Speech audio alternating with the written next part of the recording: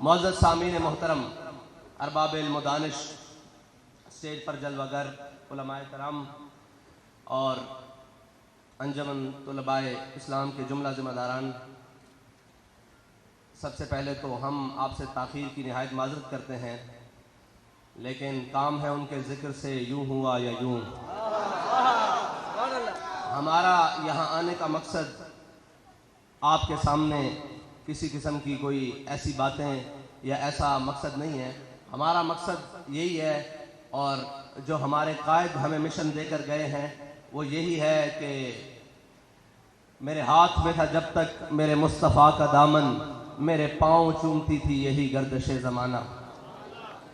ہمارا مقصد روڈ پر ہو، چوک پر ہو، جیلوں میں ہو، کتابوں میں ہو، قلم میں ہو، وہ صرف یہی ہے کہ امت کا اپنے حبیب سید عالم صلی اللہ علیہ وسلم سے تعلق مضبوط ہو جائے۔ اور یہ جب تک تعلق مضبوط تھا تب تو ہم کیسر و کسریٰ کو اپنی ٹھوکر میں رکھتے تھے، تب تو ہم برائے اعظموں پر حکومت کرتے تھے، لیکن جب سے یہ تعلق کمزور ہوا ہے، اقبال کہتے ہیں نا کہ وہ فاقہ کش جو موت سے ڈرتا نہیں ذرا، روح محمد اس کے بدن سے نکال دو۔ تو یہ تمام کفر اور اس کے سرغنہ وہ صرف ایک ہی محنت میں ہے کہ جناب ان کا تعلق اپنے آقا و مولا صلی اللہ علیہ وسلم سے کمزور کر دیا جائے۔ وہ یہ سمجھتے ہیں کہ ہم دنیاوی تعلیم، ابھی مجھے بتایا بھائیوں نے کہ ہماری وہاں بہنیں بھی سن رہی ہیں، تو وہ یہ سمجھتے ہیں کہ جناب ہم یہ تعلیم دے کر اور یہ جناب یونیورسٹی میں پڑھا کر، یا ہم جدت کے نام پر، ہم ترقی کے نام پر اس امت کو اس امت کے دلوں میں ان کے آقا و مولا صلی اللہ علیہ وسلم کی محبت دلوں سے نکال دیں گے، تو یہ ممکن نہیں ہے۔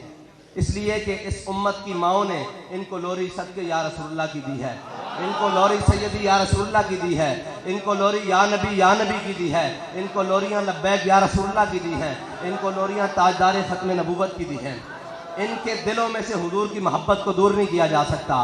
ہم نے مرض کا سبب پوچھنا ہے، اور پوچھنا بھی حکیم الامت علامہ اقبال سے ہے کہ علامہ اقبال اس امت کی زبوں حالی کا سبب کیا ہے؟ تو اقبال کہتا ہے زاں کے ملت را حیات از عشق اوست برگ و ساز کائنات از عشق اوست۔ اقبال کہتا ہے اگر تم سمجھتے ہو کہ برما میں لٹ رہے ہو، تم سمجھتے ہو کہ فلسطین میں لٹ رہے ہو، تم یہ سمجھتے ہو کہ کشمیر تمہارے ہاتھ سے چلا گیا ہے، تو غم نہ کرو۔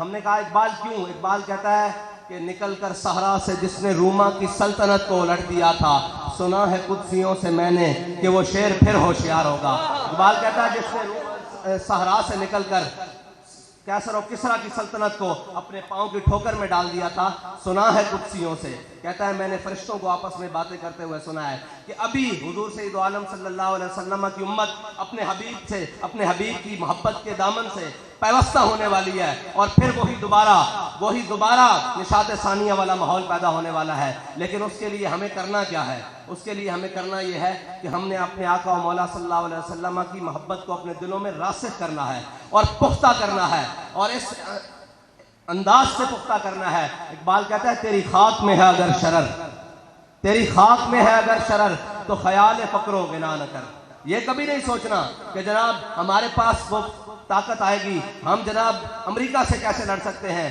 ہم رشیا کو کیسے آنکھیں دکھا سکتے ہیں، ہم جناب اپنے دشمن بھارت سے بات نہیں کر سکتے، ہم جناب پاکستان جناب اس کے اندر یہ ہے۔ اقبال کہتا ہے نہیں، یہ بات نہیں سوچنی، تیری خاک میں ہے اگر شرر تو خیال فقر و غنا نہ کر، کہ جہاں میں ہے نان شعیر پہ مدار قوت حیدری۔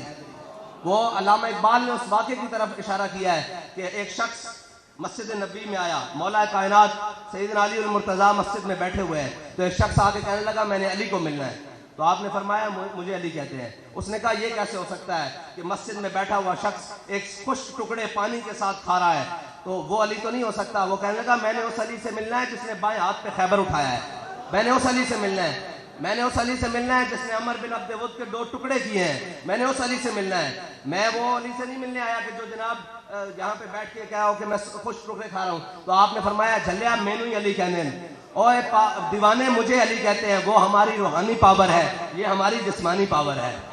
تو یہ یاد رکھیے گا کہ جب بھی امت کے اندر کسی بھی معاملے میں اگر کوئی قوت آ سکتی ہے تو وہ ایک ہی طریقہ ہے کہ جب تک ان کے دلوں میں حضور کی محبت راسخ نہیں ہو جاتی، جب تک ان کے دلوں میں حضور کی محبت پختہ نہیں ہو جاتی، تب تک کوئی منزل نہیں ملنے والی، کوئی منزل نہیں ملنے والی۔ نہ ہم کسی منزل کو پا سکتے ہیں، نہ ہم کسی نظام کے ذریعے ہم اس ملک اپنے وطن عزیز میں کوئی بہتری لا سکتے ہیں۔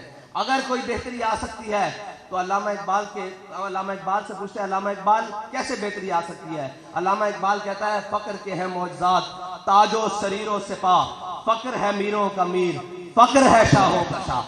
علامہ اقبال کہتا ہے فقر کے عجب معجزات ہیں، یہ جناب کبھی تخت پر لے جاتا ہے، کبھی تاج میں لے جاتا ہے، کبھی جناب سپاہ میں لے جاتا ہے۔ اقبال کیسے؟ یہ کیسے ہوگا؟ یہ کیسے ممکن ہے کہ جس امت کے بارے میں، جن لوگوں قوم کے بارے میں لوگ کہتے ہیں یہ کبھی نہیں اٹھ سکتے، یہ پاکستانی قوم اب اس معیشت کی دلدل میں پھنس چکی ہے، یہ کبھی نہیں اٹھ سکتی۔ اقبال کہتا ہے اگرچہ ضربی ہیں جہاں میں کاذل حاجات، جو فقر سے میسر ہے تونگری سے نہیں، اگر جواں ہو میری قوم کے جسور و غیور، قلندری میری کچھ کم سکندری سے نہیں۔ اور آخر میں اقبال نے کمال کر دیا، اقبال کہتا ہے تو یہ نہ سمجھ کہ جب تو کمزور ہے، تیرے پاس کھانے کے لیے نہیں ہے، تیری معیشت کا برا حال ہے، جناب سب کچھ تو کمزوری کے عالم میں ہے، تو یہ تو سمجھتا ہے کہ یہ تیری کمزوری ہے۔ اقبال کہتا ہے نہیں، اگر جہاں میں میرا جوہر آشکارا ہوا۔ اقبال کہتا ہے جب ہمارے پاس 2 تلواریں تھی، 8 تلواریں تھی، 2 گھوڑے تھے، 313 تھے، ہم تو 1000 سے ٹکرا گئے تھے۔ علامہ اقبال کہتا ہے کہ جناب کبھی یہ نہیں سوچنا کہ آپ کے پاس اسباب کم ہو تو آپ جیت جاؤ، یہ کبھی ممکن ہی نہیں ہے۔ مومن جب بے اسباب ہوا ہے، اللہ تعالیٰ کی مدد اسی وقت آئی ہے۔ اللہ تعالیٰ اپنے بندوں کو بے اسباب ہونے پر چھوڑتا نہیں ہے، بلکہ مدد زیادہ کرتا ہے۔ پھر بدر میں 2000 فرشتے، پھر 4000، پھر آخر میں کہتا ہے انی معکم، میں بھی تمہارے ساتھ ہوں۔